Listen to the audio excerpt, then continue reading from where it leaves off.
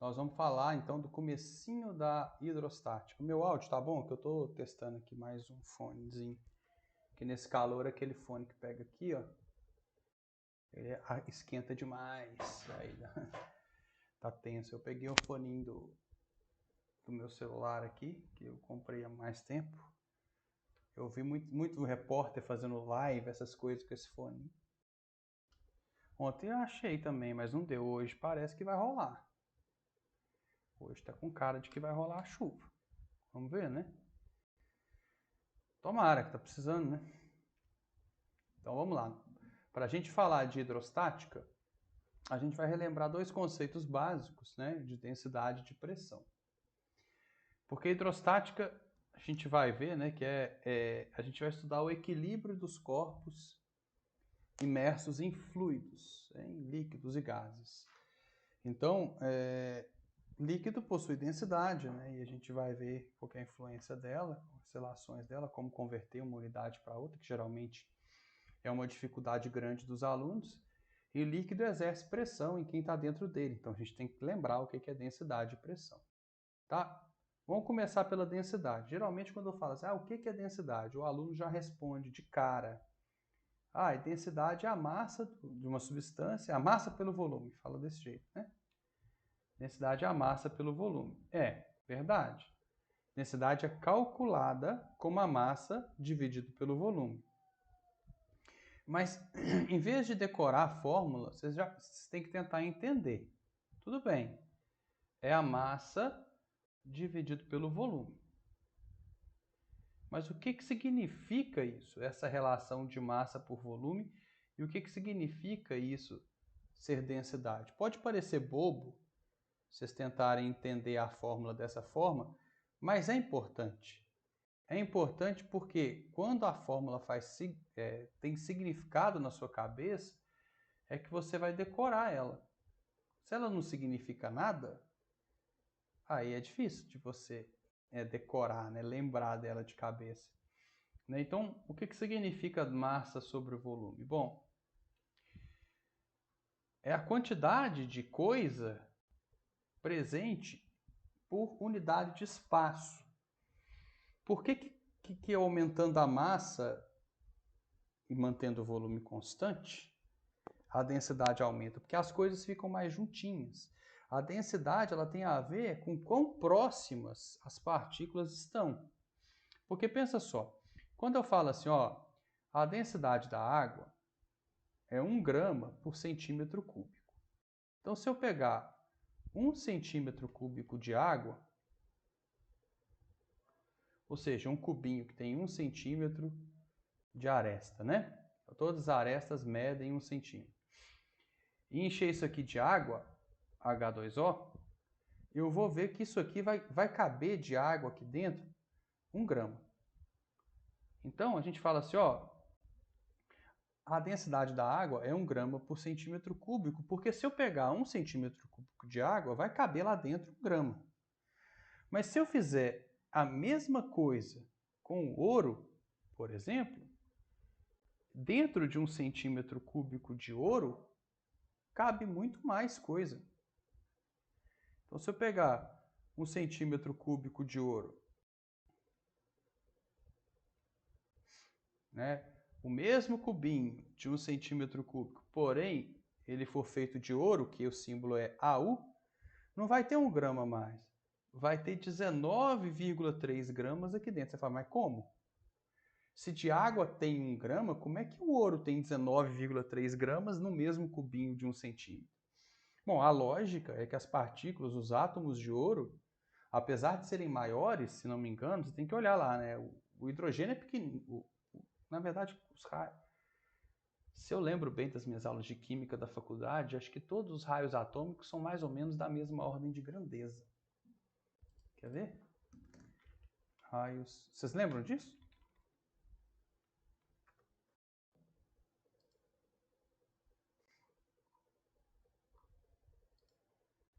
O raio atômico ele cresce para a esquerda e para baixo. Então aqui, ó. Mas eles não são muito diferentes, não. Tá vendo? O raio atômico do hidrogênio é pequenininho. O ouro está mais ou menos aqui, tá vendo? Mais ou menos os mesmos. Não é muito. O hidrogênio é pequenininho mesmo. Mas assim, se você olhar bem, aqui os materiais têm mais ou menos o mesmo raio atômico, né? Esse aqui de baixo, que eu não sei qual que é de cabeça, tem um raio atômico gigante, né? Mas assim, o próprio átomo do ouro, ele tem a estrutura, né? Quero apagar isso aqui, peraí. A estrutura do ouro faz com que os átomos fiquem mais juntinhos e que caiba mais ouro dentro desse cubinho aqui, de 1 centímetro cúbico, do que caberia se fosse água. Só que aqui eu estou causando um erro conceitual a comparar e chamar isso aqui de densidade. Alguém sabe o que eu estou fazendo? Os livros didáticos causam esse erro conceitual, eles cometem esse erro conceitual. Quando eu falo que a densidade da água é 1 grama por centímetro cúbico, ou a densidade do ouro é 19 gramas por centímetro cúbico, eu estou cometendo um errinho conceitual. O que é? Quem sabe? Existe uma diferençazinha entre densidade e uma grandeza chamada massa específica. Massa específica é aquela letrinha grega esquisita, pode ser ela, se você quiser. E ela também é calculada com uma massa sobre volume. É engraçado, né? Mesma fórmula e tal. Mas existe uma diferença entre massa específica, que pouca gente conhece, e densidade. A massa específica, a diferença dela é que ela é tabelada por substância. Tá? Então, ela é massa sobre volume também, qualquer unidade de massa dividido por qualquer unidade de volume. E quando você fala assim, água, ouro e tal, você está falando da massa específica. Eu já li em livro didático falando que massa específica e densidade é a mesma coisa. Não é. Massa específica é tabelado, é de uma substância. Tabelado por substância. Tá? Quando eu falo densidade, eu estou falando de um corpo. Então, a densidade você usa quando você quer falar da densidade de um corpo, que tem a ver também com essas proximidades dos átomos e tal. Mas quando a gente fala assim, qual que é a densidade do ferro? Qual que é a massa específica do ferro? Tem que dar, tá, o Raira? Tem que dar a massa específica. Tudo que é tabelado tem que ser dado. Então, toda vez que a gente fala que é um valor tabelado, é um dado que o problema tem que te fornecer. Então, se eu falo que a massa específica, se eu falo assim, a densidade da água é tal. Não, não é. Isso é a massa específica da água. Então, eu falo assim, a massa específica da água é 1 grama para cada centímetro cúbico. A massa específica do ouro é 19,3 gramas por centímetro cúbico. São coisas diferentes. Bom, então tá. Então para que serve a densidade? É a densidade que importa mais para a gente na hidrostática. Tá? Não é muita massa específica é tabelado. Tá? Então, olha só olha qual que é a diferença de densidade para massa específica num exemplo bem simples. Imagina que aqui eu tenho uma esfera, e essa esfera é uma esfera feita de ferro. E ela é maciça.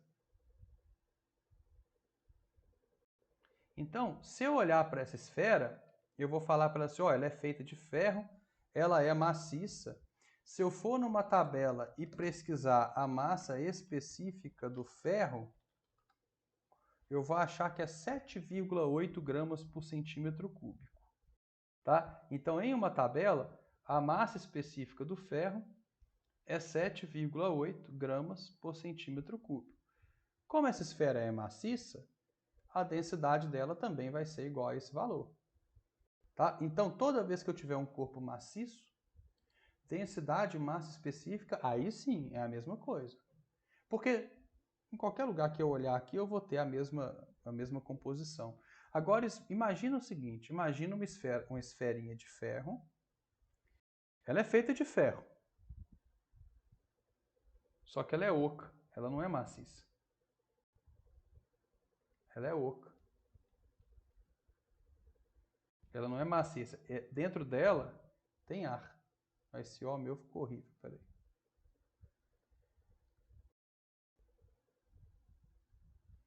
Tá? Tem nada dentro dela, vazia dentro dela, ar dentro dela.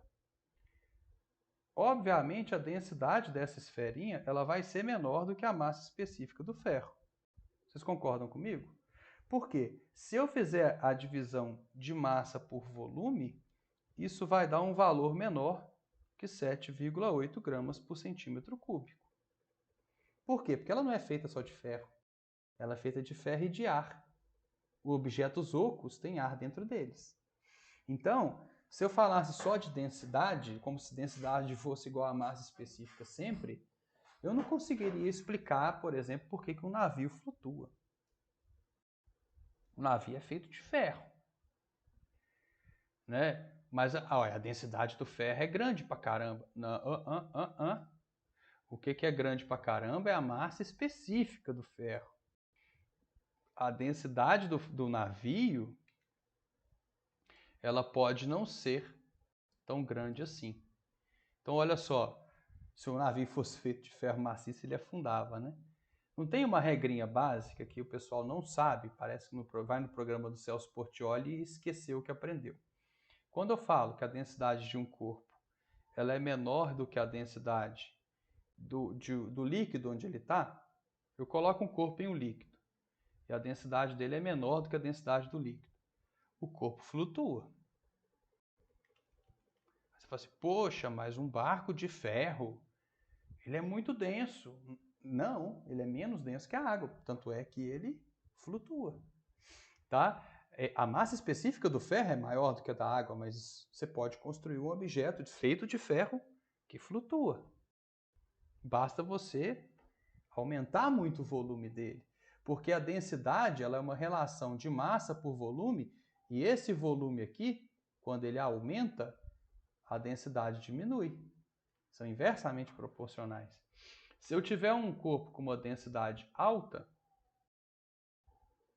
maior que a densidade do líquido, ele vai afundar. É a regrinha básica que a gente aprende nas aulas de ciências, né? Aí tem aquele programa lá do Celso Portiolli, afunda ou boia? E o povo fica mó doido. Geralmente eles pegam um objeto na mão e falam, esse objeto é pesado, ele vai afundar. Não tem a ver com a massa só. Eu posso ter um objeto muito pesado mesmo, que flutua. Então, por exemplo, aqui, ó, imagina aqueles navios cargueiros gigantes, cheio de container dentro deles.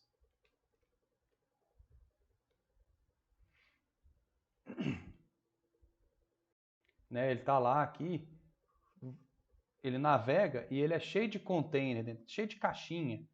As caixinhas tudo empilhadas. Imagina a massa desse navio, né?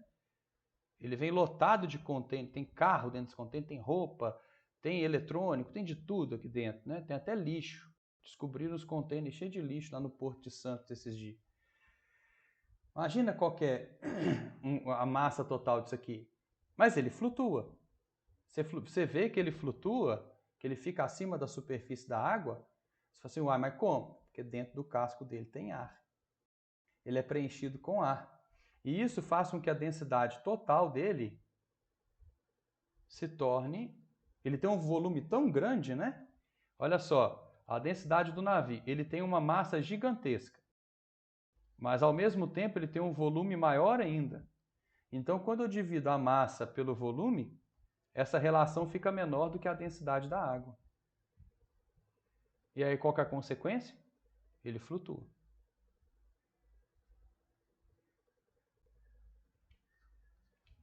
Tá? Então, basta que você tenha uma massa grande. Beleza, eu tenho uma massa grande. Só que aí eu tenho um volume maior ainda. Como o volume é bem maior do que a massa, eu divido um pelo outro e eu consigo um valor maior do que menor do que 1 grama por centímetro cúbico, e mesmo assim meu navio flutua. Tá? Então é uma maneira de você fazer os corpos flutuarem aumentando o volume deles, sem mudar a massa. Se você quer que um corpo afunde, você aumenta a massa dele sem mudar o volume. Também é uma coisa. Tipo o submarino. Quando ele quer afundar, o submarino não pode aumentar de volume, né? Então, por exemplo, ele flutua. Se você colocar ele na água, ele flutua, porque ele está cheio de ar, então a densidade total dele é menor do que a da água. Mas quando ele quer afundar, ele enche alguns tanques de lastro, tanques que ficam do lado dele, de água. Isso aumenta a massa dele, sem mudar o volume, fica maior do que a densidade da água, e aí ele mergulha. Se ele quer subir, ele injeta ar comprimido dentro desses tanques, expulsando a água, e aí a densidade dele fica menor que a da água, e ele emerge da água.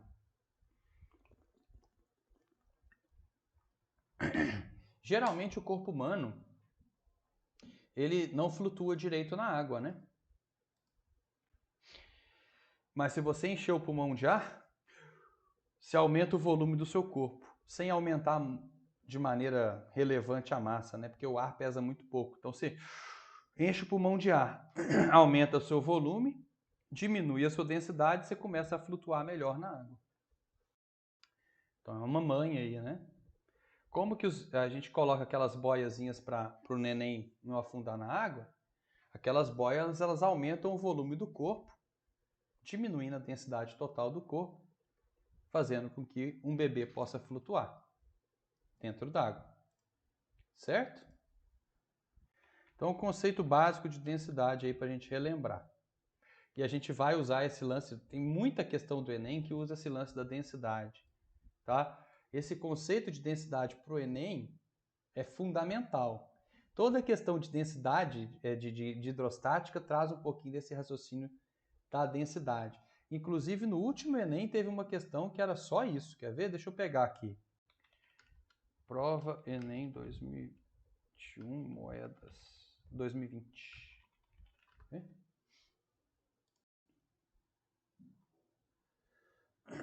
Tem que ter uma versãozinha melhor, né?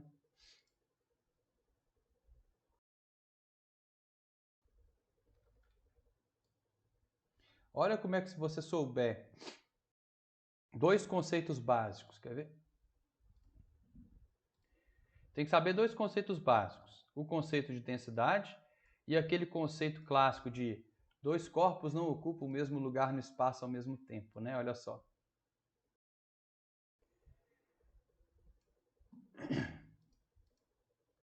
É uma questão muito simples, mas no dia do Enem ela pode ficar difícil. As moedas, isso é do ano passado, as moedas despertam interesse de colecionadores, numismatas. Eu tive que pesquisar isso aqui na época que eu fui resolver essa questão da primeira vez. Numismatas é aquele pessoal que estuda a história das moedas, do dinheiro, tá?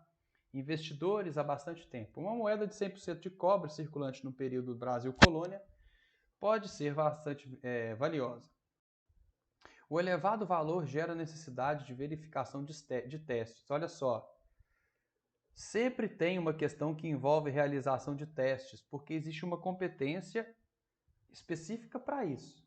Tem uma competência que fala sobre a realização de testes, tá? Então vai ser uma questão falando disso, assim como tem uma questão que fala que o aluno tem que ser capaz de interpretar manuais de instrução. Então sempre tem uma questão que fala assim, um manual de instrução de tal coisa. A hora que vocês estiverem lendo a prova do Enem esse ano, vocês vão lembrar de mim. Vai ter uma questão falando de teste, de verificação de alguma coisa, e vai ter uma questão na prova de ciência da natureza falando de manual de instrução. Então você tem que fazer um teste para validar a procedência da moeda, bem como a veracidade de sua composição. Sabendo que a densidade do cobre metálico é próxima de 9 gramas por centímetro cúbico, escrever isso aqui, né? 9 gramas vezes centímetro cúbico, assim, né? Menos 3, é a mesma coisa que 9 gramas por centímetro cúbico. Não sei porque que eles escolhem escrever assim, para dificultar a vida do aluno. Um investidor negocia a aquisição de um lote de 4 moedas, fabricadas supostamente de 100% de cobre, e aí eles têm essas massas aqui, ó. A moeda A é 27 gramas, a moeda B Não, peraí, moeda A é 26. 26, a moeda B 27 gramas. A moeda C, ela tem 10 gramas. E a moeda D, ela tem 36 gramas. Então, olha só, usa a lógica. O que significa uma moeda de 100% de cobre ter uma densidade, né, uma massa específica de 9 gramas por centímetro cúbico? Quer dizer que a moeda A, para ela ter 26 gramas de cobre, ela teria que ter um pouco menos de 3 centímetros cúbicos. A moeda B teria que ter exatos 3 centímetros cúbicos. A moeda C poderia ter um pouquinho mais de 1 centímetro cúbico, porque a cada centímetro cúbico dá 9 gramas. E a moeda D tem que ter exatos 4 centímetros cúbicos de volume. E aí o que ele fez? Ele colocou um tubo com água. Quando você quer medir volume de objeto estranho, esquisito, você faz isso aqui, porque dois corpos não ocupam o mesmo lugar no espaço ao mesmo tempo. Você enche uma proveta de água e olha só, essa proveta estava nesse nível aqui, ó,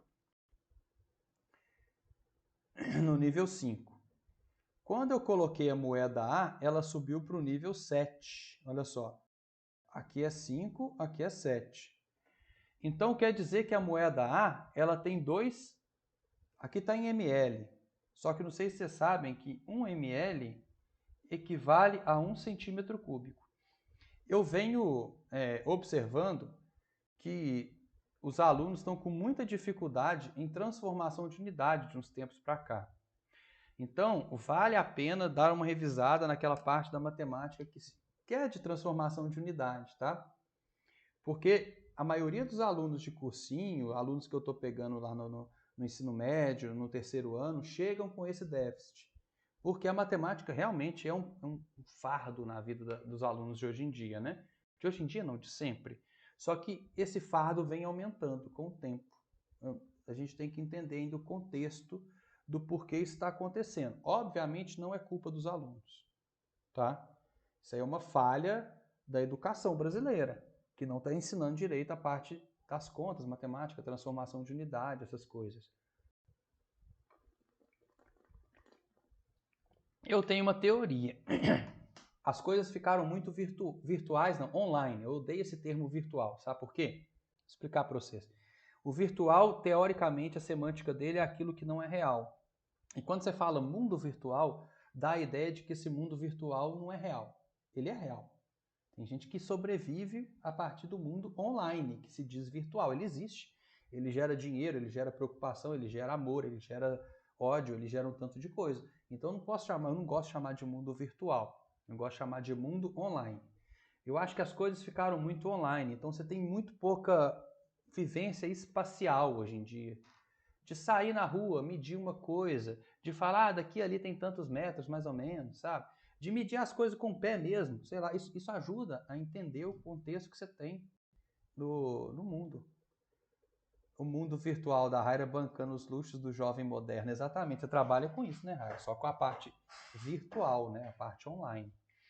Então, existe essa dificuldade grande de você estimar distâncias, massas, essas coisas de hoje em dia. Isso vem se agravando, tá? Então, 1 ml é 1 centímetro cúbico. Agora, presta atenção. Se essa moeda fosse feita de cobre, com 2 ml ou 2 centímetros cúbicos, essa moeda teria 18 gramas e não 26 gramas. Entenderam? Porque a moeda de cobre ela tem que ter 9 gramas para cada centímetro cúbico. Essa barrinha, ela significa por, mas ela significa para cada também. 9 gramas por centímetro cúbico, ou 9 gramas para cada centímetro cúbico. Você muda aí só para você entender melhor. Então ela não é feita de cobre, ela é feita de alguma coisa que não é cobre. Olha só, eu adicionei aqui uma moeda B. O nível estava aqui no 7, né? Que a moeda A ocupou 2 centímetros cúbicos. o nível foi parar lá no 10. Então a moeda B, que é o novo corpo aqui, fez o volume de água subir 3 centímetros cúbicos. Por quê? Porque esse é o volume da moeda B. Dois corpos não ocupam o mesmo espaço, lugar no espaço ao mesmo tempo. Então, a moeda B, ela tem 3 centímetros cúbicos de volume. Opa, ela é de cobre. Porque 3 centímetros cúbicos são 27 gramas, ela é de cobre. Essa moeda B ele pode comprar. Quando ele colocou a moeda D, aquele volume que estava no 10 foi parar a moeda C, né? Foi parar no 12. Então a moeda C, que é o novo corpo que entrou no meu sistema, tem 2 centímetros cúbicos. Ela não é de cobre. Porque se ela fosse de cobre, 2 centímetros cúbicos deveria ter 18 gramas também. E ela tem 10. É uma moedinha vagabunda de um material menos denso que cobre. Quando eu coloco a moeda D de dado, aí o nível pulou de 12 para 16. 4 centímetros cúbicos. Opa, ela é de cobre, ó. 4 centímetros cúbicos com 9 gramas para cada centímetro cúbico, 36 gramas. Então ele pode comprar a moeda B de bola e a moeda D de dado. As outras ele não compra. Tá vendo como que é uma questão do Enem? Tá? O Enem do ano passado. E tudo que você tem que saber é a definição de densidade. E, lógico, lembrar que dois corpos não ocupam o mesmo lugar no espaço ao mesmo tempo. Ai, meu Deus, espera aí que o meu coração agora está palpitando. Olha só, chegou a fatura da CEMIG desse mês. Vamos ver. Ai, meu Deus. Vamos ver se aumentou muito. R$45 a mais na conta de luz. Ai. Meu Deus. Ai, chove, pelo amor de Deus, tem que chover, né? Puta que pariu. Agora eu fico imaginando, gente, R$45 para mim, modéstia à parte, não vai me matar, né? Eu consigo pagar. Agora imagina R$45 a mais para uma família que vive com pouco, que vive com um salário mínimo, né? Tá, a coisa tá tensa. A minha água não chegou ao condomínio ainda, para eu saber se aumentou. Vem no condomínio. Mas deve ter aumentado também. Então, assim, a coisa tá tensa. E não é culpa de nós, consumidores finais, tá? Essa bobagem de ficar assim, toma banho mais curto e tal. Isso vai doer, vai melhorar só no seu bolso. A questão hídrica brasileira tem muito mais a ver com o agro do que com o consumidor. Tá? Então, olha só, letra D. O agro não é pop, tá? O agro destrói o pop, essa é a verdade. Então, conceito de densidade. Sério que aumentou a Copasa? Não, vou até ver que chegou no e-mail já. Você está me deixando até nervoso aqui, já ansioso.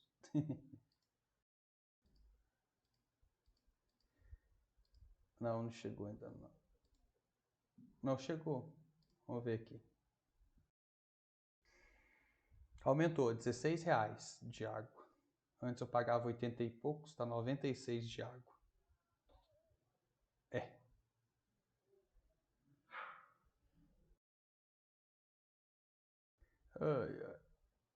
Né?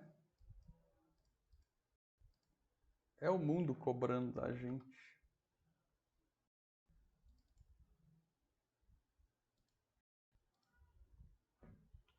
Por isso, gente, convidem seus amigos para o meu aulão, tá? Por favor. Façam suas inscrições também. Preciso pagar as continhas. Só falta 450 dias para o governo Bolsonaro acabar. Só.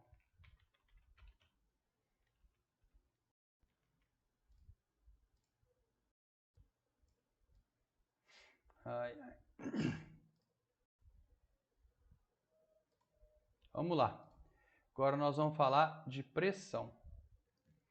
Pressão é um conceito físico que envolve a ideia de exercer força em uma determinada área, né? Então, é uma relação existente entre força e área.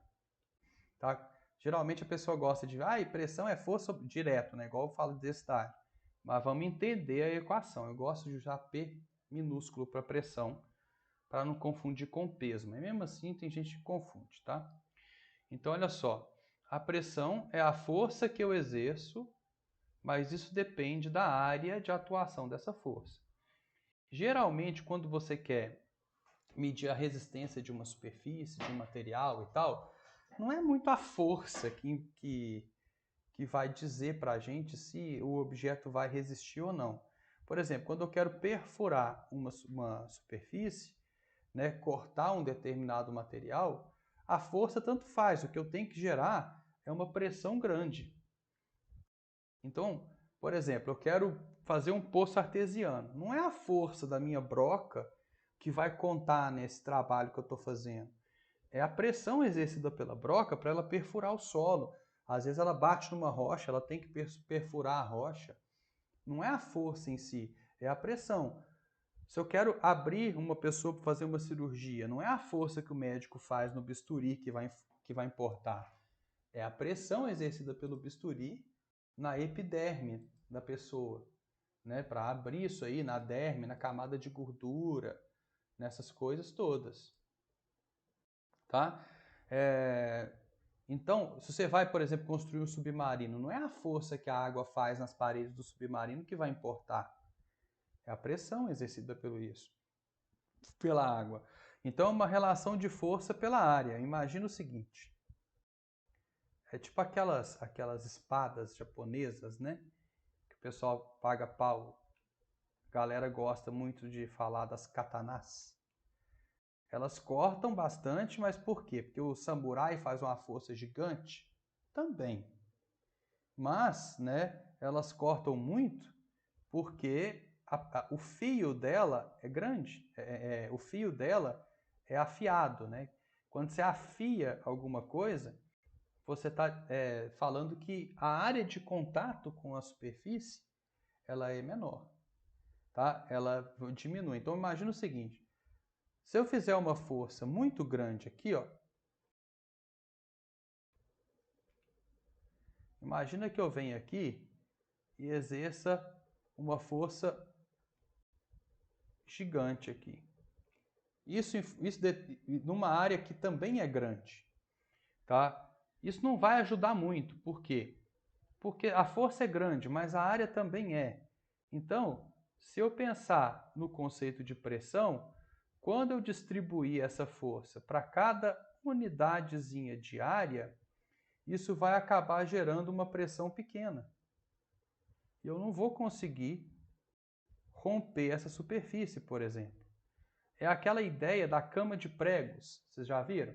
Então, olha só, quando eu pego a força e divido para cada unidadezinha de área, eu estou gerando aquela ideia da pressão. Não tem aqueles carinhas que meditam numa cama de prego e tal? Isso não tem nada de fantástico. Por quê? Você tem tanto prego ali que a força exercida para cada preguinho fica pequena. E aí você não vai gerar, não vai perfurar o material. Então é mais ou menos isso aqui, ó. Quer ver? Pregos, balão.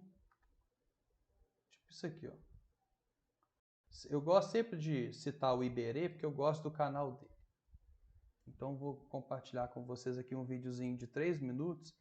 O Manual do Mundo é um dos melhores canais de YouTube, na minha opinião, porque o cara faz ciência fácil, divertida, acessível, não fala palavrão, não faz propaganda de coisa idiota e tal. É o cara show de bola, né? Se vocês não forem fã do Iberê, virem fã do Iberê. É muito bom, é o melhor canal de todos. Então vamos lá. Vou compartilhar aqui com vocês para vocês ouvirem, tá bom?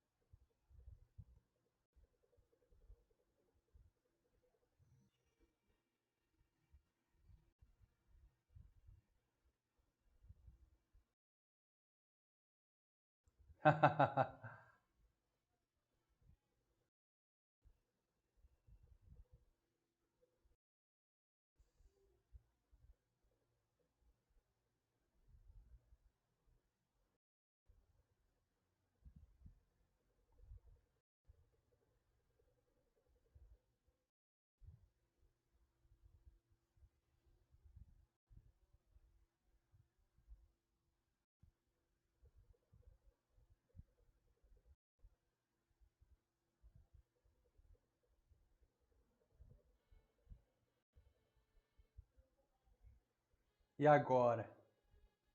Aí, ó. É legal ver como que um corpo quica, né, lá, ó. A dinâmica da colisão do corpo.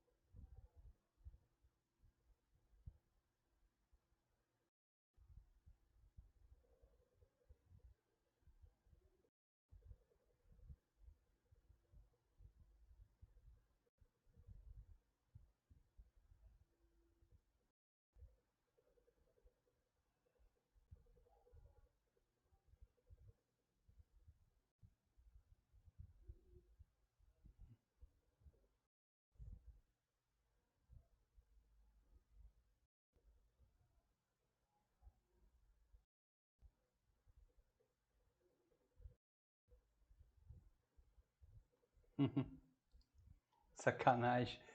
Entenderam, né? Não sei se algum de vocês já teve a oportunidade de ir em um museu de ciências. Complicado, né? A gente não tem essa oportunidade. No Brasil, em Minas Gerais, não tem um museu de ciências e tal.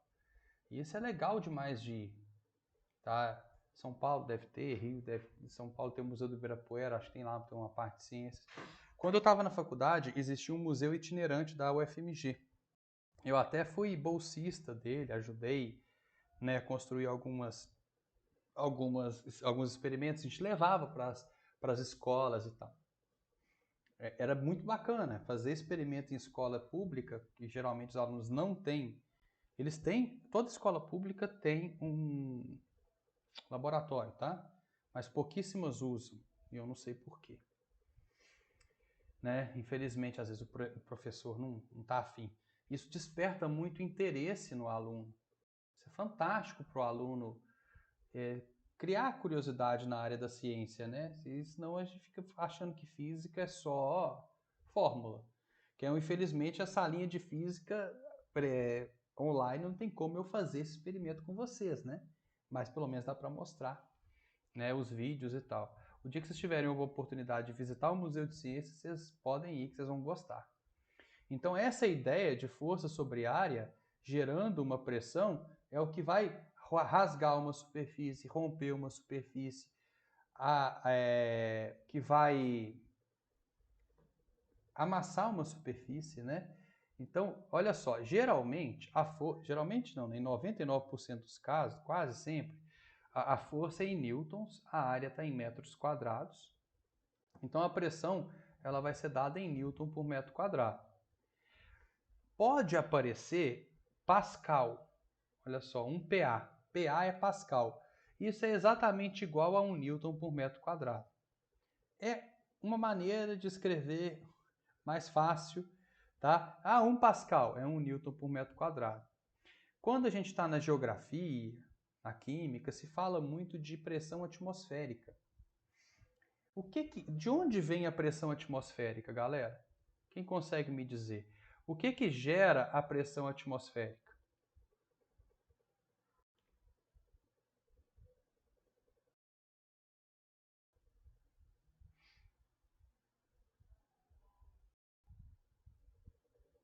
Quem arrisca aí? Vocês sabem que existe. Mas o que gera uma pressão atmosférica?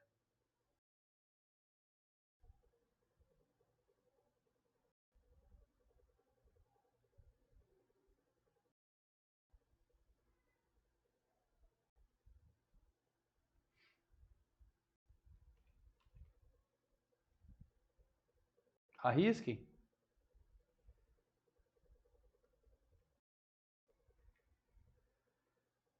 Tem uma maneira de simplificar isso. Está certo o que você falou, mas você falou de uma maneira mais complicada. Dá para simplificar. A força que a gravidade faz, simplifica isso aí. É uma maneira mais fácil de falar isso aí.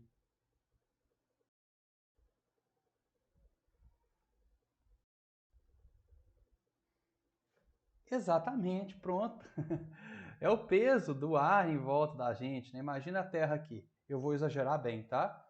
Eu vou exagerar bem porque a atmosfera terrestre é muito pequenininha. Ela é muito, como é que eu diria? Ela é muito fina em relação ao globo, mas eu vou exagerar bem aqui só para dar uma ideia melhor. Tá? Então imagina que a atmosfera da Terra fosse desse tamanho. Tá? Aqui existiria uma atmosfera terrestre aqui. E você está em algum ponto aqui do globo.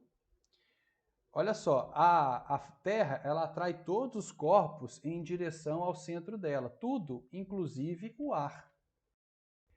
E aí vem aquela ideia de que dois corpos não ocupam o mesmo lugar no espaço ao mesmo tempo. O ar está sendo puxado para baixo e no caminho está você, bonitão lá querendo sobreviver. Então, a atmosfera te comprime para baixo, ela exerce uma certa força na área, né, do chão, no seu corpo e tal. E aí você fala assim, beleza, o quão grande é essa pressão atmosférica? Né? A gente vai chamar isso aqui de PATM. A pressão atmosférica, o quão grande ela é?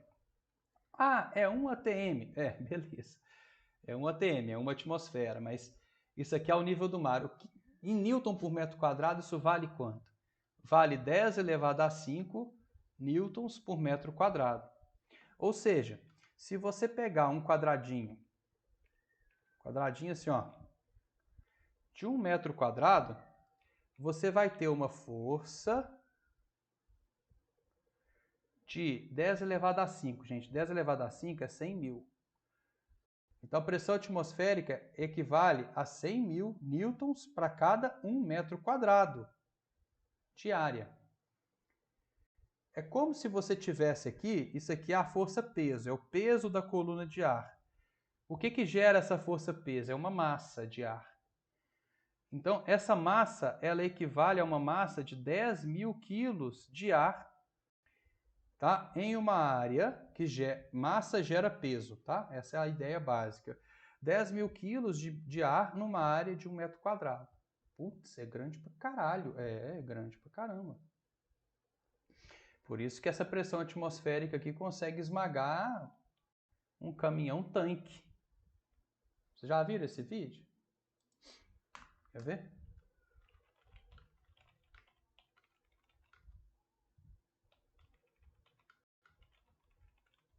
Deixa eu ver se eu acho ele aqui. Tem.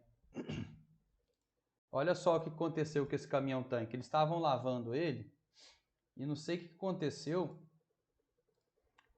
Acho que era lavar ele com água quente, alguma coisa. E de repente saiu um vapor que estava aqui dentro dele. Olha o que ocorreu.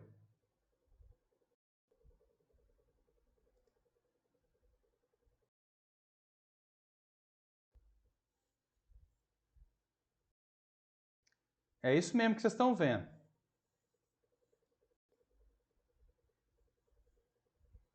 Olha isso. Olha, o vapor, ele sai por algum buraquinho aqui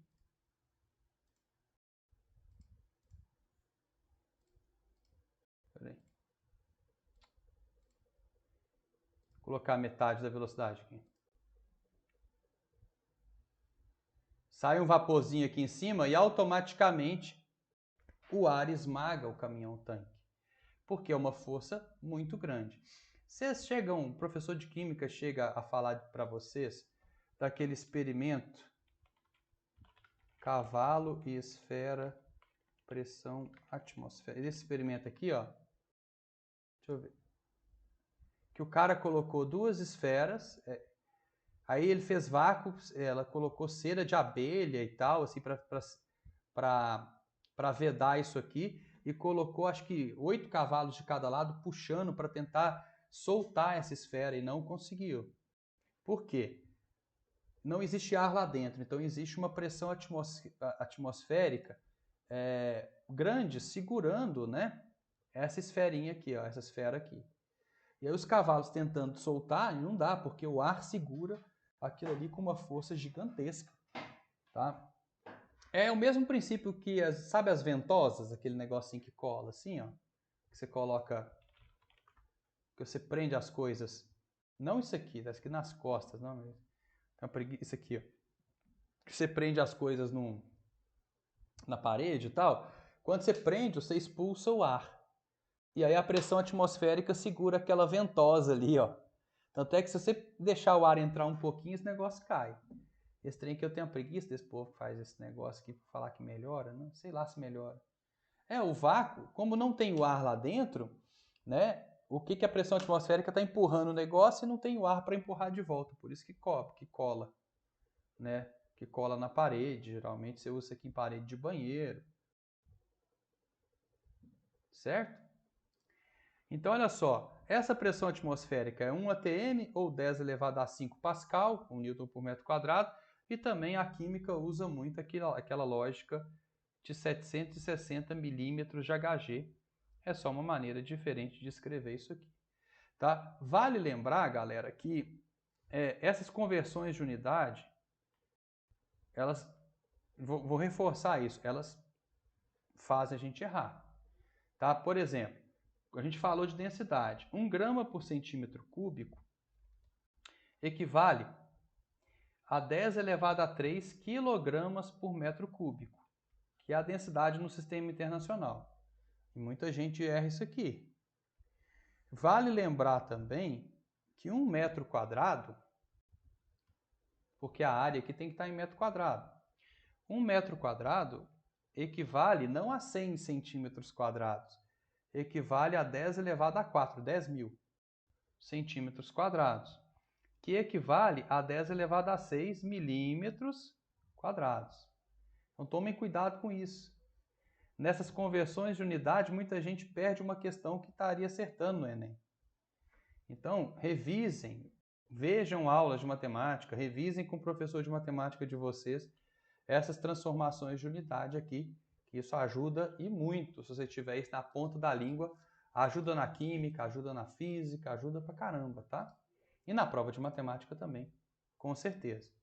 Tá? Então, densidade é a quantidade de massa, né, o que cabe dentro de uma unidade de volume. Basicamente isso aí. Se tiver muito apertadinho, vai ter uma densidade maior. A pressão é a força que a gente faz distribuída para cada unidade de área. Não precisa aumentar a força se você quer aumentar a pressão. Não é só aumentando a força que se aumenta a pressão. Você pode diminuir a área de contato também, que você vai aumentar a pressão da mesma forma. Tá bom? Então, nós vamos fazer o nosso primeiro intervalozinho agora. Na volta, a gente vai falar sobre o teorema de Stevin. Tá bom? Vamos lá tomar um cafezinho. 7h45 a gente volta de novo. Abraço para vocês. Então, a gente revisou a definição de densidade de pressão. E aqui o teorema de Stevin, ele serve para definir qual que é a pressão que uma pessoa recebe, por exemplo, por estar debaixo d'água. Então pega isso aqui, ó. Vamos supor que essa pessoa está a 10 metros de profundidade. Qual que é a pressão que ela recebe da água, né? Qual que é a pressão exercida por um líquido em um ponto qualquer, em um corpo colocado no interior desse líquido. E aí eu tenho um vídeo aqui muito bacana, que eu salvo uns vídeos que eu vou vendo na internet, né? Eu salvo uns vídeos legais assim para mostrar para vocês. Eu tenho um vídeo aqui. Vocês já viram aqueles mergulhos livres que a pessoa vai descendo assim, sendo guiado por uma corda? Deixa eu ver se eu acho isso aqui. Não é possível. É porque tem tanta coisa salva. E aí a pessoa vai descendo, ela tem uma garrafinha de água, só que cheia de ar, né? E ela vai mergulhando e levando a garrafinha junto com ela cheia. Deixa eu pegar aqui. Não tem som não, tá? Olha só. Ela vai descendo, começa lá em cima. Olha quando ela começa a descer, a garrafinha, ela tá cheia de ar, mas ela tá esticadinha, né? Pera aí.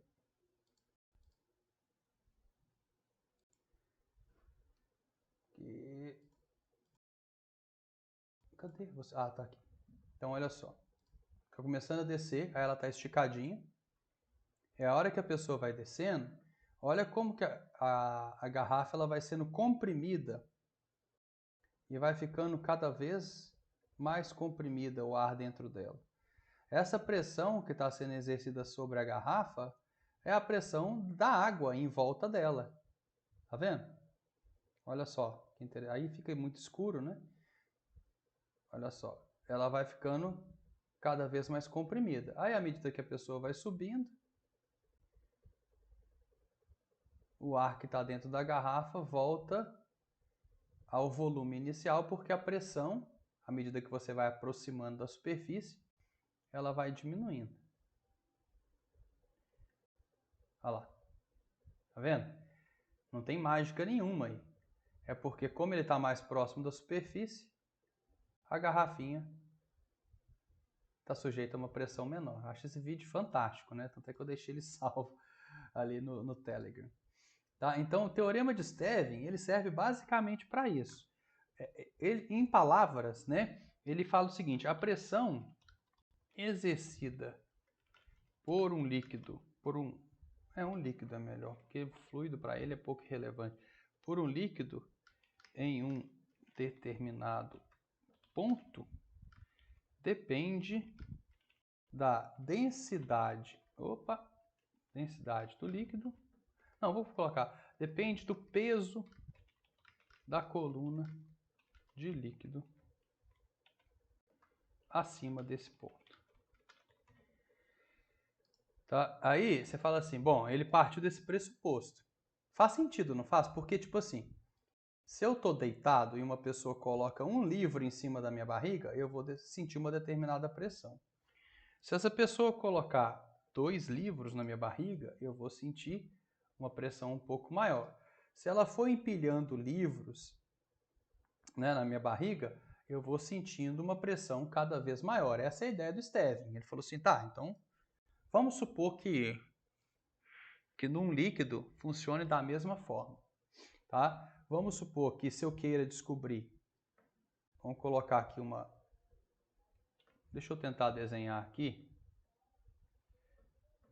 Vamos desenhar uma coisa mais quadrada, que fica mais fácil de tentar imaginar um 3D, já que meu desenho nunca é muito bom. Então imagina um objeto assim quadrado. Um paralelepípedo, fica mais fácil de ver.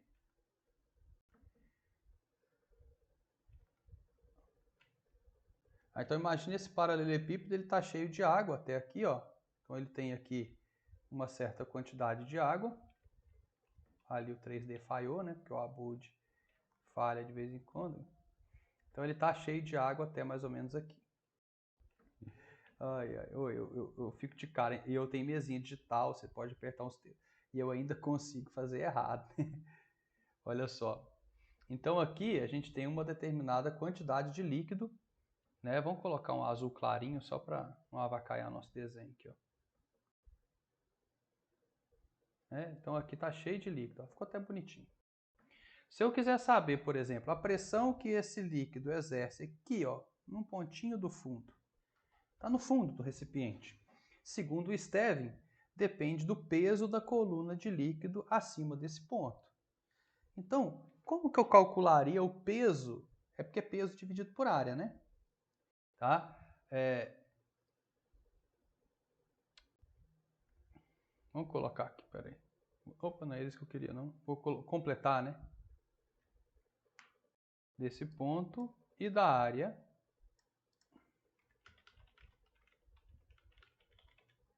E da área de atuação, claro. Tá? Então vamos lá. Vamos pela definição básica mesmo, basicona que a gente acabou de aprender. Tá? Peso é a força dividido pela área. Só que essa força agora, ela vai ser chamada de peso da coluna de líquido, pelo teorema de Stevin. Então essa força aqui vai ser a força-peso. Força-peso, para quem não lembra ou não estudou, você calcula como a massa de um objeto dividido vezes a gravidade da Terra, da Lua, onde você estiver. Então, se eu quiser saber a pressão exercida aqui no fundo do recipiente, ou nesse ponto, eu vou pegar o peso desse líquido todo e dividir pela área de atuação dessa força. A área seria isso aqui. Opa. Essa área aqui que é a área do fundo. Tá? Então, eu vou pegar o peso do líquido e dividir pela área de atuação dele. Então, vamos substituindo aqui. Vamos devagarinho para vocês entenderem o porquê da fórmula dele. Eu vou mostrar a dedução da fórmula. Tem gente que gosta de ver a dedução para ver que não saiu do nada. Mas se depois você quiser decorar só a parte final e entender essa parte final, tudo bem. Então, vou colocar assim, ó, a massa vezes a gravidade dividido pela área de atuação. Ok. Aí ele falou assim, poxa, mas eu estou falando de um líquido. Trabalhar com a massa de um líquido é complicado, porque, assim, pesar um líquido é complicado. Eu vou tentar mexer nisso aqui. Aí ele foi lá para aquele lance, né? De massa, densidade é massa dividido por volume, tá? Ela tá falando que é transvacinada e se sente vacinada sem querer tomar vacina. Ai, meu Deus do céu, é transvacinada? Ai, ai. Então, vou multiplicar cruzada aqui. A massa ela pode ser calculada pela densidade de um fluido, de um líquido, vezes, de qualquer corpo, na verdade, né? Vezes o volume. Então, vamos substituir? No lugar da massa, eu vou colocar densidade vezes volume, tá? Então, olha aqui, ó. Eu vou substituir essa massa aqui.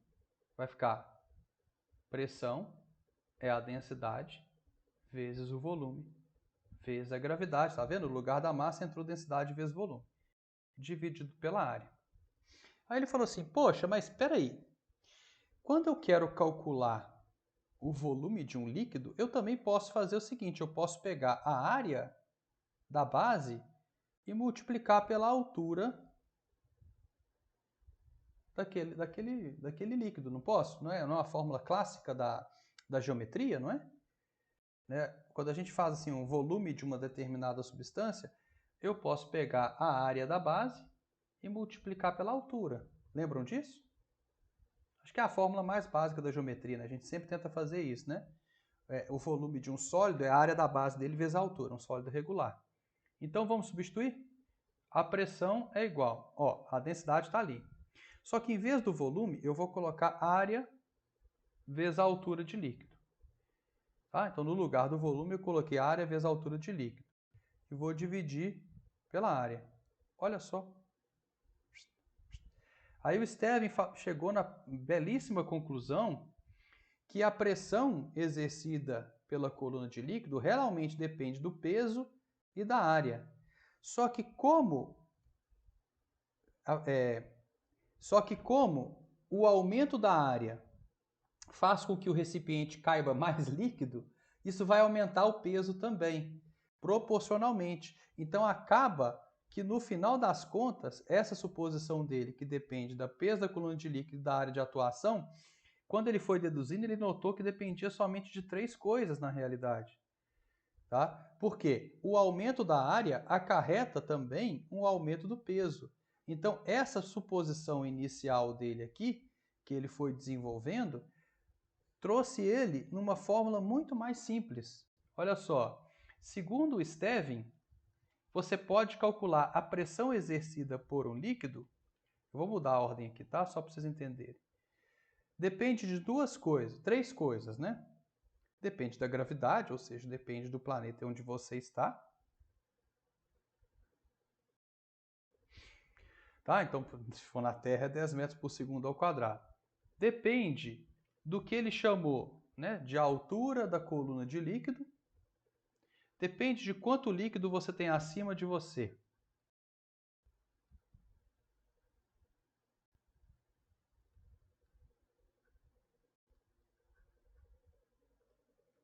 E depende da densidade do líquido, depende da densidade do líquido onde você está mergulhando, que você quer calcular. Então, olha só, ele fez uma hipótese, ele falou, ó, depende do peso do líquido e da área. E no final das contas, ele viu que, na verdade, dependia de tudo, menos da área, tá? Então, isso aqui seria a hipótese dele. Vamos colocar aqui, ó.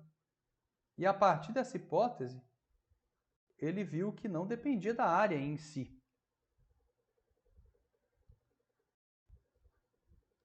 Esse aqui é bom frisar, é a densidade do líquido. Tá? E com isso você tinha a pressão que ele chamou de pressão hidrostática. Por que pressão hidrostática? Porque é a pressão exercida pelo líquido.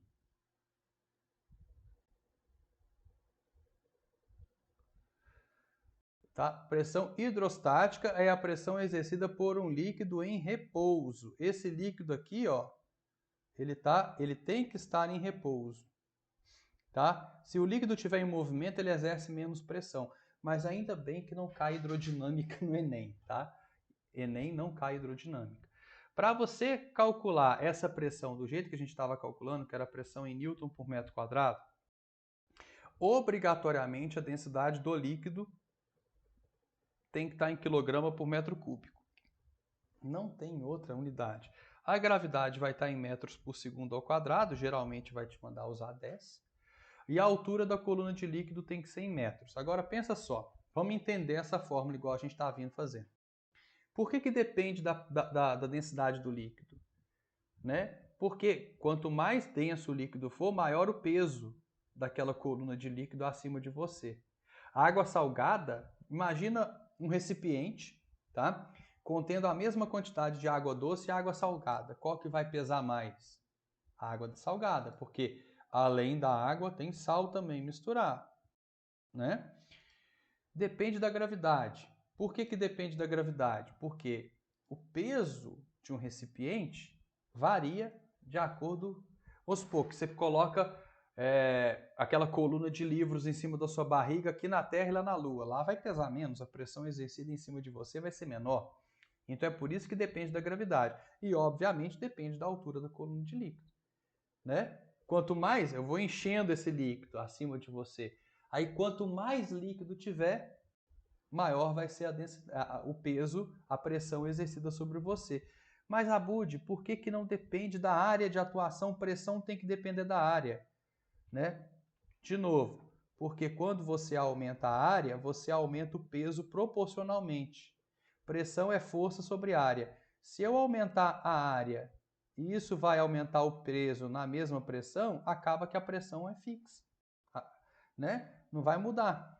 Tá? Uma questão clássica do FMG, gente, essa questão aqui aparece muito no livro didático e tal. Ela tinha 3 recipientes assim, ó. Deixa eu tentar desenhar aqui mais ou menos. Vinham 3 recipientes assim na prova.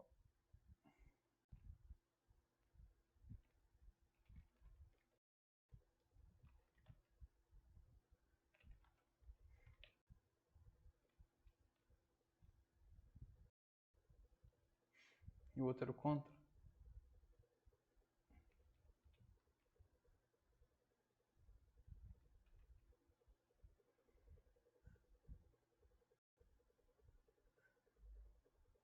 É tipo isso aqui. E eles estão todos cheios de água no mesmo nível. Então aqui, ó. Aí, a prova do FMG, galera, era uma prova muito boa de fazer. A Maria Eduarda ia gostar, porque ela, como eu, parece que não gosta das contas de matemática. A questão de física não precisa ser toda matematizada, igual essa prova da UFLA. A prova da FMG de primeira etapa não tinha nenhuma conta de matemática. Era uma prova inteiramente conceitual. Olha que legal. Uma prova de física inteira sem conta nenhuma. E a galera errava, viu?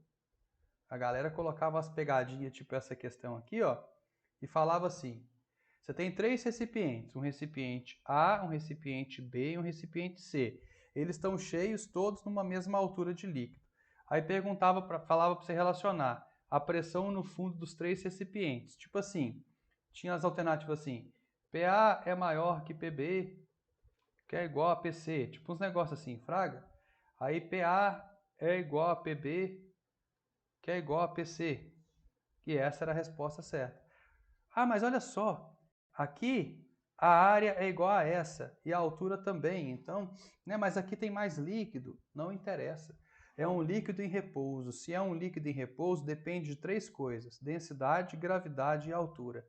A densidade é a mesma? É, todos os líquidos são água. Todos os 3 falava lá que era água. Então a densidade é a mesma. A altura da coluna de líquido é a mesma? É. Então, tá? E a gravidade está todo mundo no mesmo lugar. Então as pressões no fundo dos recipientes vão ser iguais. E a galera errou mesmo. Erra bonito. É igual em tudo. Errou rude. Então, dá para você fazer provas muito inteligentes sem cobrar que o aluno saia fazendo conta para tudo quanto é lado. Né? Entenderam o raciocínio? Bacana, né? Então, olha só, algumas consequências. Vou mostrar um exemplo aqui e também, né, dar tipo um macetezinho. Não gosto muito dessa palavra, não, mas uma dica. Porque macete parece que você quer burlar o sistema, né? Macete na minha época era a época de videogame, que você fala assim, macete para passar de fase. Não tem macete para passar no vestibular, né? O único macete é estudar pra caramba. Imagina o seguinte. Imagina que aqui você está no oceano. Finge que a água do oceano está... E aqui você tem um peixinho. Tá em repouso. Aí esse peixinho, ele vai fazer um movimento. É uma questão de um vestibular, eu não lembro de qual. Tá? Mas era uma questão muito bacana. Falava assim, ó. O peixinho, ele vai fazer um movimento assim, ó. Ele está no ponto A. Tá? Esse ponto inicial dele aqui é um ponto A. Era aquela do bolsão de ar? Fácil, ela não é cabulosa não, velho. Você vai ver que ela não é cabulosa. Juro pra você que ela não é cabulosa. Olha só, quando eu vou falar de vaso comunicante, a gente faz. Aí ele vai pro ponto B, ele desce pro ponto C, aí ele sobe pro ponto D,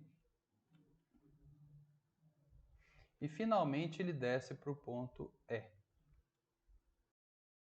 Vamos colocar aqui, ele vai para um ponto F também. Então ele vai fazendo esse trajeto aqui, ó. Tá? Ele vai nadando, ele vai do A para o B, do B para o C, do C para o D, do D para o E e do E para o F, tá? Isso dá uma questãozinha de prova bacana. Ou de um vestibular também. Se não tiver, eu vou até criar uma. Mentira, não posso criar mais, porque já apresentei para vocês. Imagina um gráfico de pressão.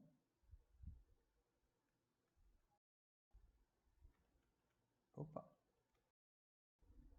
Pressão em função da posição dele, da posição. Então, por exemplo, aqui está a posição A, aqui está a posição B, C, D,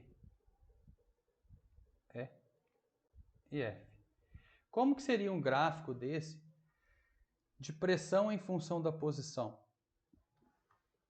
Tenta fazer a lápis no seu caderno, nesse movimento do peixinho aqui ao longo desses pontos A. Eu vou esperar um pouquinho para vocês fazerem. E já vou caçar aqui um vídeo dos vasos comunicantes também, que é bom.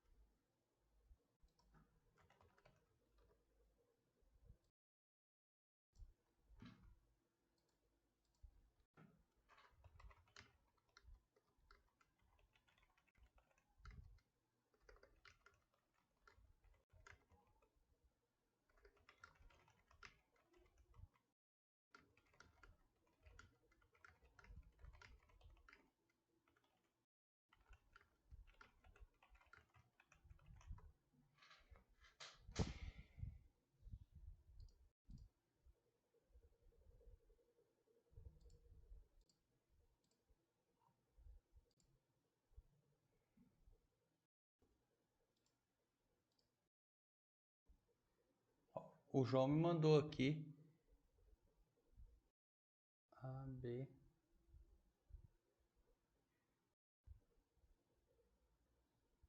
Isso mesmo, João. Certíssimo. Vocês fizeram aí?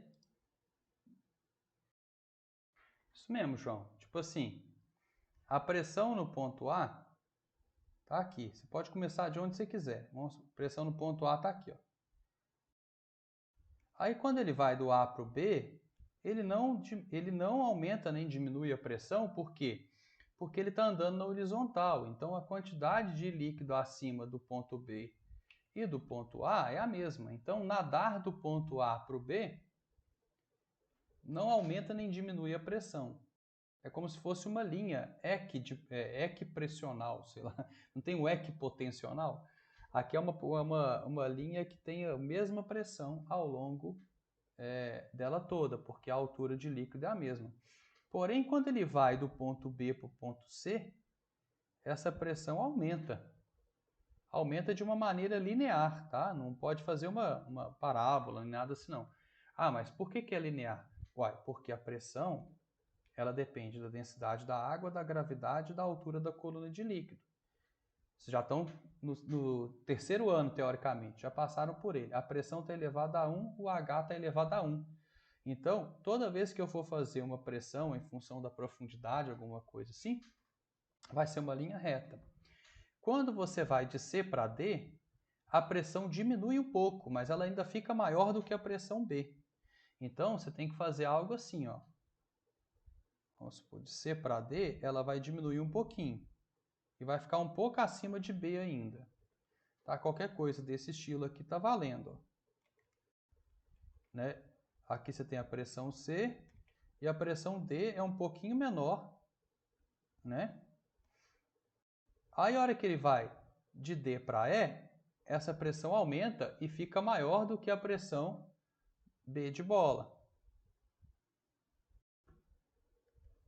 Né? Porque o ponto E está maior do que a pressão C, na verdade. Está abaixo do ponto C, então você tem que ter uma pressão maior um pouco. Ó. E à medida que ele vai de E para F, a pressão não muda porque está no mesmo nível horizontal, então aqui você não tem nenhum acréscimo de pressão, tá bom? Aí, o João pediu para fazer uma questãozinha relativa ao teorema de Stevin, né? Mas antes da gente fazer, eu já peguei aqui, tá? Já peguei a questão, tá aberta aqui. Eu vou botar um videozinho para vocês verem, para vocês entenderem o que seria um vaso comunicante. Esse exemplo do peixinho aqui que nada, então, vocês entenderam, né? Só aumenta a pressão à medida que você sobe e desce. Aumenta ou diminui, né? À medida que você sobe e desce nesse sistema, tá? Vamos pegar aqui o nosso japonês favorito. Deixa eu compartilhar com vocês. Videozinho de 1 minuto e meio só para vocês verem ele mexendo aí com o vaso comunicante.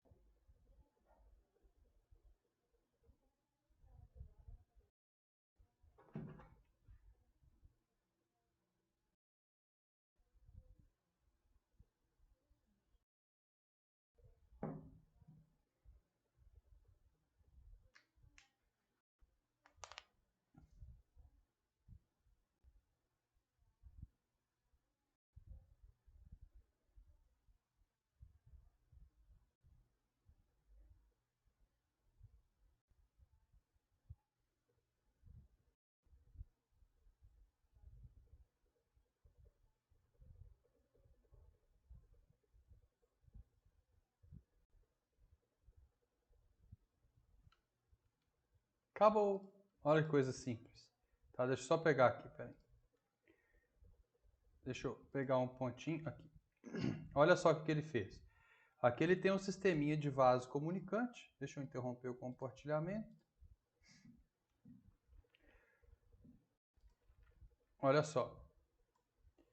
Por que a água ela fica no mesmo nível aqui em todos os tubos? Por que o nível horizontal da água é o mesmo em todos os tubos? Porque existe uma pressão atmosférica empurrando essa água para baixo. Tá tudo aberto aqui, tá? Em todas as bocas do tubo. A pressão atmosférica é a mesma em todos os 4 tubos. Ela não é maior de um lado ou do outro, porque se fosse maior de um lado ou do outro, a água ia ter um desnível, tá?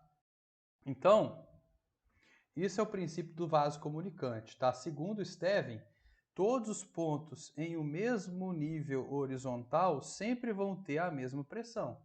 Inclusive, se eu pegar esse nível horizontal aqui, ó, aqui, aqui, aqui e aqui, eu vou ter sempre a mesma pressão. Tá no mesmo nível horizontal, é um vaso comunicante, tem a mesma pressão. Tá? Se eu pegar bem aqui no fundo, ó, tá vendo? Esse ponto aqui, esse aqui, esse aqui, esse aqui, todos eles vão ter a mesma pressão. Então, como a pressão hidrostática depende somente da altura de líquido acima de você, se você está no mesmo nível horizontal, igual o peixinho estava nadando ali, você vai ter sempre a mesma pressão.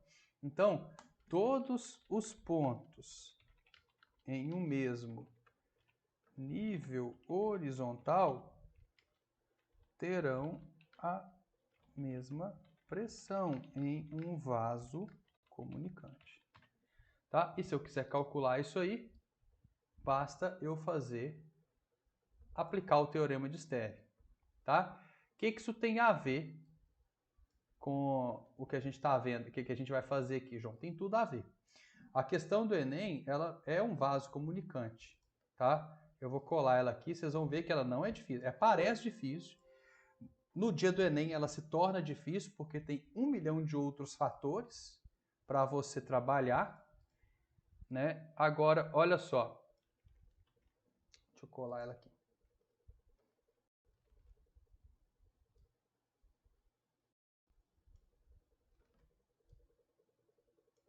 Tá assim.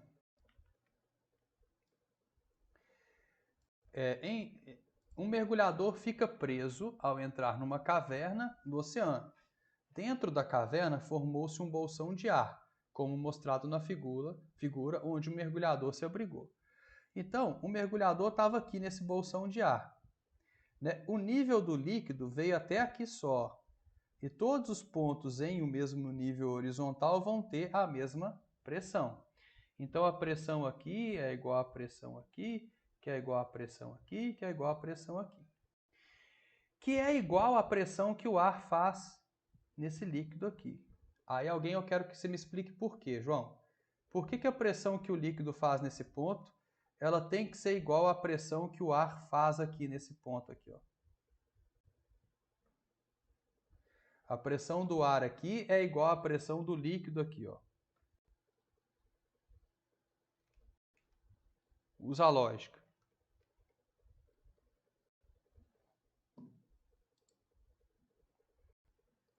Por que a pressão que o ar desse bolsão faz tem que ser exatamente igual à pressão do líquido nesse ponto aqui, nesse nível horizontal?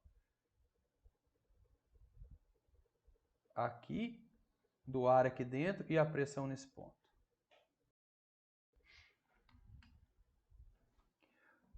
O que aconteceria se a pressão do líquido fosse maior do que a pressão do ar dentro do bolsão? Me responde. Aí você sabe responder. Vamos lá. O que aconteceria se a pressão do líquido naquele ponto fosse maior do que a pressão do ar dentro do bolsão? Tem a ver com estar tampado, claro. Se a pressão do líquido fosse maior que a pressão do ar, o líquido ia entrar mais para dentro do bolsão, não ia? Se a pressão do ar fosse maior do que a pressão do líquido, o ar ia empurrar o líquido para baixo. Se o líquido está parado ali, a pressão que o ar exerce e a pressão que o líquido exerce estão em equilíbrio. Concorda? Atingiu um ponto de equilíbrio. Tá? Então, concorda que a pressão que o ar exerce naquele ponto é igual à pressão do líquido, né? E a pressão do líquido, ela é a mesma em todos os níveis horizontais, então é só eu pegar essa altura da coluna de líquido aqui. Fragou? Qual que é a pressão exercida pelo líquido aqui? Olha só, é a densidade da água vezes a gravidade vezes a altura da coluna de líquido. Densidade da água. Deixa eu pegar aqui o resto do texto, né? É porque aí vem um gráfico, um texto gigante e tal, né? Olha só. Tem um texto gigantesco, esse tipo de coisa confunde muito a cabeça da gente, né? Olha só. Vou deixar aqui no cantinho. Durante o resgate, para evitar danos ao seu organismo, foi necessário que o mergulhador passasse por um processo de descompressão antes de retornar à superfície, para que seu corpo ficasse novamente sob pressão atmosférica. O gráfico mostra a relação entre os tempos de descompressão recomendados para indivíduos nessa situação e a variação de pressão. Isso aqui faz errar, ó. Cuidado. Qual que é a pressão que ele está submetido aqui, ó, nesse ponto, quando ele estiver dentro do bolsão de ar? Tá? Vamos calcular? É a densidade da água, que é 1000 gramas por centímetro cúbico, vezes a gravidade, que é 10 metros por segundo ao quadrado, vezes a profundidade que ele está, que é de 50 metros. Conta é a profundidade, tá? Então, ele está sujeito a uma pressão que a água exerce de 5 vezes 10 elevado a 5. Né? 5, 10 a 3, 10 a 4, 10 a 5. Newtons por metro quadrado ou Pascal. Mais a pressão total que ele está. Essa aqui é a pressão exercida pelo líquido.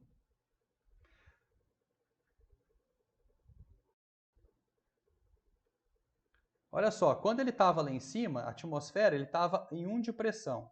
Aí ele foi descendo, descendo, descendo, descendo. O líquido acrescentou 5 vezes 10 a 5 newtons por metro quadrado de pressão nele. Então, a pressão total que o mergulhador vai estar sujeito é uma pressão de 6 vezes 10 a 5 Pascal. Muita gente errou aqui, ó, tá vendo? Eu vou explicar por quê. o professor fala assim, ó, gente, sempre lembra de somar 1 da atmosfera. Tem que somar 1 mesmo. Porque quando você vai mergulhar, a pressão inicial não é 0. É 1. À medida que você vai descendo, a água vai adicionando pressão. Mas sempre vai ter a atmosfera acima de você. Aí a galera veio no gráfico, olhou o 6, olhou 80, marcou 80.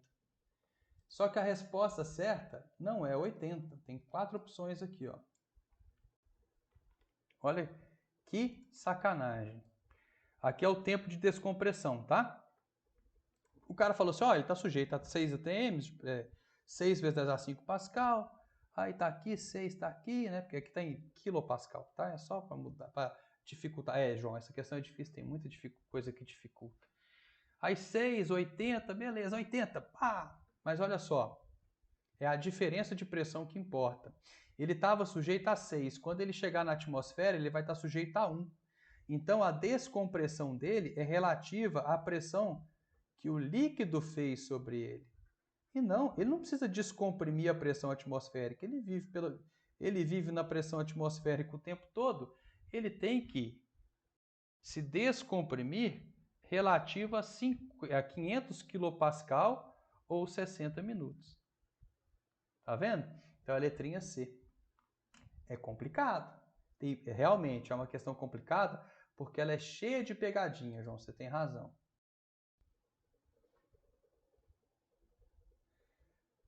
Né? Ela parece fácil, mas ela tá cheia de coisinha para errar aí. Se precisar, a gente erra, né? Tipo isso. É chato isso.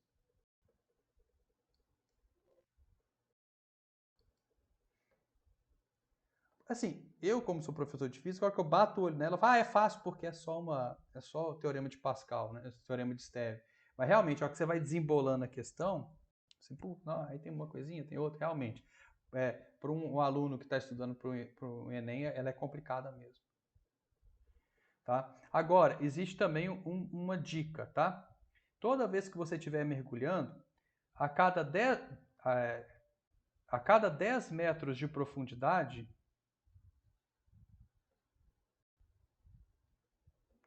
você vai acrescentar 1 atm de pressão.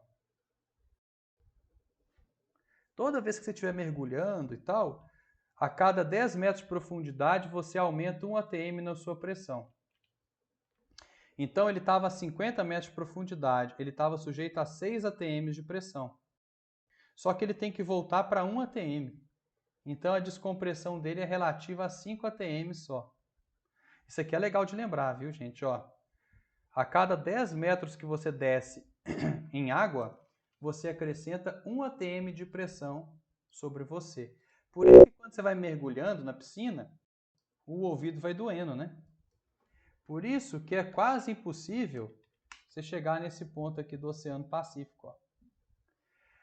Chama Fossa das Marianas. Ela é o ponto mais profundo do Oceano Pacífico. Olha só um comparativo com o Monte Everest. Olha que legal. O Monte Everest, se ele tivesse de cabeça para baixo, né? Ele teria essa dimensão aqui. Ó. A Fossa das Marianas, ela tem 11 quilômetros de profundidade. Imagina a pressão que existe lá embaixo na Fossa das Marianas.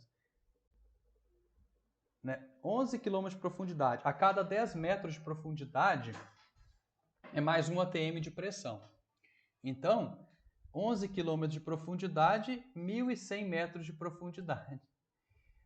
Então, você vai 1.100 atm de pressão nessa profundidade, mais 1 da atmosfera, 1.101 né, atm de pressão. Tá? É mais fácil você ir à Lua do que você descer no oceano. Olha só, os submarinos, eles vão... Esse aqui está em PES. Toma no cu dos estadunidenses, né? PES. O PES tem que dividir mais ou menos por 3, né? Tá? Mas só para você ter uma noção das profundidades. Baleias vão a 2 milhas de profundidade. Tá? Aí você tem submarinos. Tá? Mas olha só onde fica o negócio. Né? É complicado até de ficar olhando, né? Então, você já foi lá, já foi onde? no Pacífico Sul, nesse local? Sério mesmo? Ou você está zoando? Você já visitou esse local?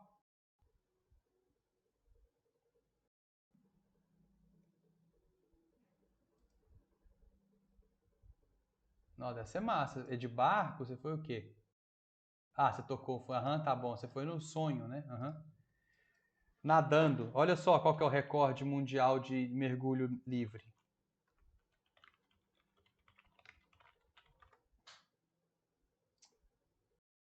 Recorde mundial de mergulho livre é de uma mulher. Ela foi a 114 metros de profundidade. Mergulho livre é sem qualquer coisa de respiração, tá?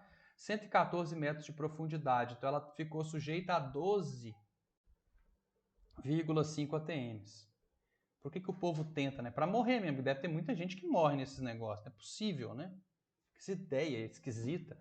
Então, 114 metros de profundidade, ela chegou em 12,5 ATMs quase de pressão. A ida e a volta leva quase 4 minutos. Nossa senhora. Ai, nós estamos dando. Deu gatilho aqui, imagina. Você querendo respirar e não conseguir. Credo. Nossa senhora. Né? Complicado. Beleza, gente? Então, nós vamos marcar aí um sábado. Hoje eu vou mandar no grupo para a gente marcar uma data boa para que a gente acerte o cronograma aqui dessas aulas de segunda-feira, tá bom? Por hoje é só. Teorema de Stevin, pressão hidrostática. É tranquilo, se você souber a fórmula, não errar as unidades. Lembra dessa dica aqui, tá? A cada 10 metros de profundidade. Tem o pessoal que chama de metros de coluna d'água também, né? Porque a cada 10 metros de profundidade você tem 10 metros de coluna d'água acima de você. Você tem um acréscimo de 1 atm de pressão. Lembrar que todos os pontos na horizontal sempre têm a mesma pressão. E aí é show de bola. Você vai matar a pau essa parte da física. Tranquilo? Então, até quarta-feira. Se cuidem. Tudo de bom para vocês. Tchauzinho. Falou, galera.